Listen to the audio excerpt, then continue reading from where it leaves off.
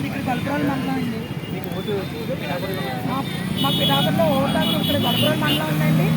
మాకు ఒక విజయపురుడికి ఓటు వేస్తున్నామని చెప్పేసి చాలా హ్యాపీగా ఫీల్ అవుతున్నామండి.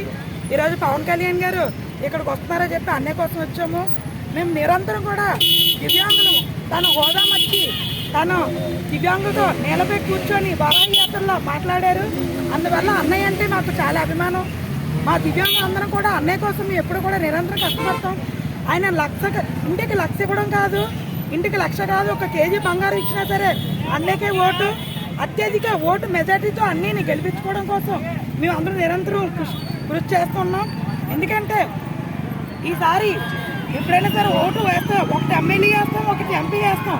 కానీ ఈసారి ఎమ్మెల్యేగా మన పవన్ కళ్యాణ్ గారిని, ఎంపీగా మన ఉదయ శ్రీనివాస్ గారిని, ఎందుకంటే 2 కూడా ఓట్లు గాజు గ్లాస్ వేయడానికి ఈసారి ప్రజలందరూ కూడా హ్యాపీగా ఫీల్ అవుతున్నారు. ఎందుకంటే ఇంతకుముందు ఇంకో ఎంపీ ఓటు ఇంకొకరు వేయాలనుకునేవారు. ఇప్పుడు అదేం కాదు, 2 ఓట్లు కూడా ఖచ్చితంగా వీలుగా పడతాయి. అత్యధిక మెజార్టీతో గెలుస్తారు. మా పిఠాపురం నియోజకవర్గం బంగారు కొండలకు తీర్చిదిద్దుతారు.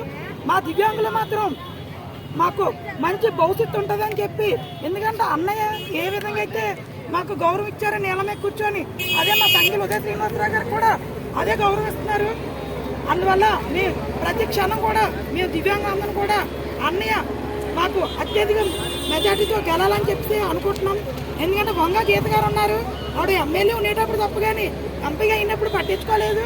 ఇప్పటికీ కూడా మాకు గొల్లపురం మండలంలోని కాలనీ చివరిలో 2 రోడ్లు డ్రైనేజీలు కూడా ఇవ్వలేదండి. నైట్ టైం 12 గంటలకు వాటర్ వస్తుంది, చాలా ఇబ్బంది పడుతున్నాం. ఇవన్నీ కూడా మా అన్నయ్యతో చెప్పి మేము అన్నీ చేపించుకుంటాం. మేమందరూ సిద్ధంగా ఉన్నాం. మేము మంచి మెజార్టీతో గెలిపించు. జై జనసేన, జై జై జనసేన, జై Pawan Kalyan. Thank you very much.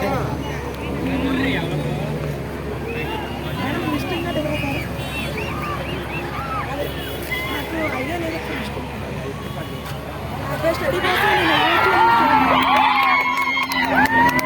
కోసం